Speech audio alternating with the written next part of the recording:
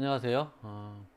고전명제 북클럽 5주차입니다. 자, 우리가 이제 드디어 파이돈을 끝내고 아리스토텔레스의 니코마코스 윤리학으로 들어왔습니다. 그래서 니코마코스 윤리학은 워낙 좀 책이 두툼하기 때문에 다 읽지는 못하고 중요한 부분만, 조금 접근이 쉬운 부분만 골라서 발췌해서 읽으려고 합니다.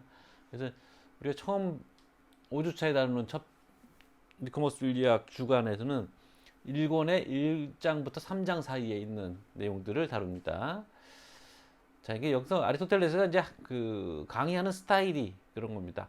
그래서 강의 초반부에는 이 학문의 성격이 뭔지를 규정해요. 그래서 이 학문이 뭘 탐구하는 학문이고, 그리고 그걸 통해서 우리가 물어볼 수 있는 어떤 질문들은 어떤 것이 있고, 또 이 주제에 관해서 예전에 자기 선배들, 플라톤이나 뭐 그 이전 사람들은 이 문제에 대해서 어떤 답들을 해왔고, 근데 그 답들은 어떤 문제들을 갖고 있고, 그 문제가 잘못된 점들이 이러이러한 문제점들이고, 그걸 극복하기 위해서 이러이러한 접근을 해야 되고, 따라서 나는 이게 정답이다라고 내놓는 거죠.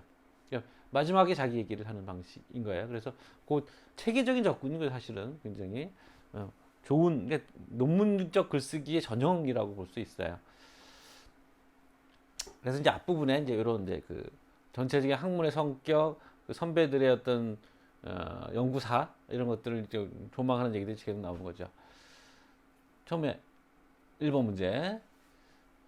아리스토텔레스는 이제 우리의 행동들이 어떤 상위의 목적을 갖고서 행해진다라고 생각하는 거죠. 뭐 우리 인간은 의도를 갖고 움직이는 존재잖아요. 생각을 하고. 그러니까 어떤 행동을 할 때는 달성하고자 하는 목표가 있는 거죠. 그래서 그 목표를 달성하기 위해서 내가 그 행동을 수단으로 하는 거죠. 근데 이걸 계속 추적해 올라가면 뭐 그 목적도 다른 목적, 더 상위의 목적을 위한 것이고 뭐 이런 등등으로 추적해 올라가면 내가 하는 행위의 궁극적인 목적이 나오겠죠. 근데 그 내가 하는 행동은 여러 가지 행동이 있어요. 그러니까 내가 지금 뭐 여러분들한테 강의를 하니까 여러분들 강의를 듣잖아요. 어, 대학을 다니니까 강의를 듣는 거잖아요. 강의를 왜 듣냐면 뭐 학점을 따기 위해서 들을 거고, 학점을 왜 따냐면 나중에 졸업해서 사회에 나가려면 좋은 학점이 있어야 취직도 하고 뭐 할 때 도움이 되고, 또 많은 걸 잘 배워야 뭐 스타트업을 하든 뭐든 도움이 될 거라고 생각하니까 지금 여러분들이 학점 따고 있는 거죠. 사회에 나가서 왜 취직을 하려면 먹고 살아야 되니까, 그렇죠?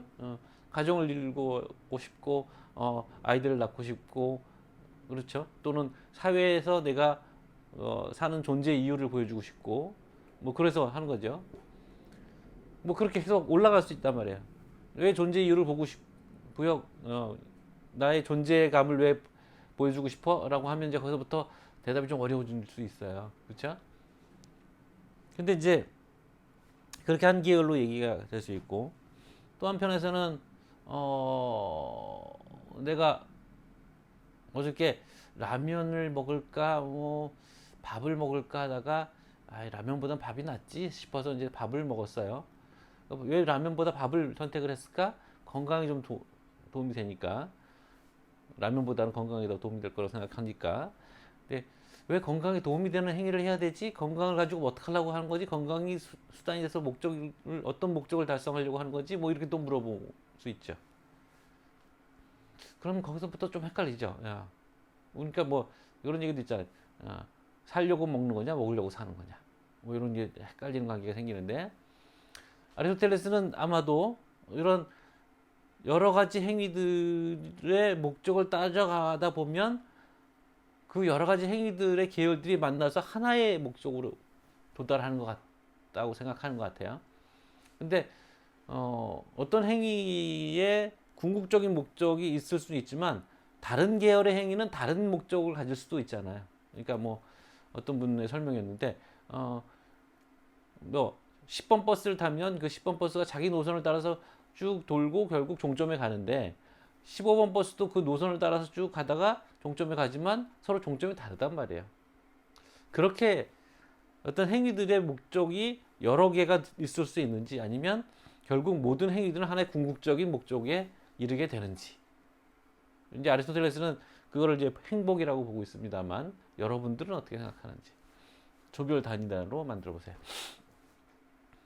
두 번째, 여기 또 보면 정치학이 총기획적 학문이라는 얘기를 하고 있습니다. 이거는 뭐 책의 내용을 좀 잘 정리해 보시라는 의미로 하는 겁니다. 그래서 총기획적 학문이라는 건 무슨 뜻인지 한번 정리해 보시고, 세 번째, 젊은이에게는 정치학을 듣는 것이 헛수고다라고 아리스토텔레스가 얘기하고 있습니다.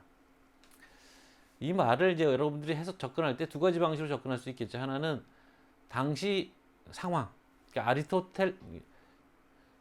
당시의 상황에 맞춰서 아리스토텔레스의 말을 이해하고, 그래서 아리스토텔레스의 시대에서는 뭐 그렇게 보는 것이 정당하다. 하지만 오늘날 우리 시대에서는 그렇게 보는 것은 맞지 않는다. 뭐 이렇게 하는 하나의 접근 방식이 있을 거고요.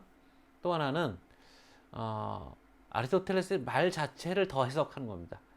아리스토텔레스의 말이 얼핏 보기에는 맞는 말 같은데 틀리다거나, 아니면 잘 해석해 보면, 아니면 얼핏 보기에는 틀린 말 같은데 앞뒤 문맥을 잘 따져보면 맞는 말이라거나, 이렇게 해석하는 방식도 있어요. 그렇죠? 그러니까 이제 시대 상황을 고려하는 접근 방식이 있고 텍스트의 상황을 고려하는 접근 방식이 있는데, 그 양쪽 다 한번 접근을 해보세요. 그래서 아리스토텔레스의 말을 어떻게 생각해야 하는지. 그리고 사실은 뭐 그런 시대 상황의 차이점을 아리스토텔레스의 견해가 넘어설 수도 있고, 아리스토텔레스가 그 시대의 한계를 못 넘어선 얘기를 할 수도 있고, 또 그 얘기를 한번 여러분들이 생각해 볼 수 있는, 생각할 거리가 되겠죠. 자, 늘처럼 여러분들에게 적극적인 질문, 조원들에게 또는 나에게 하는 질문 한 가지씩 가져오시고. 자, 수고했습니다.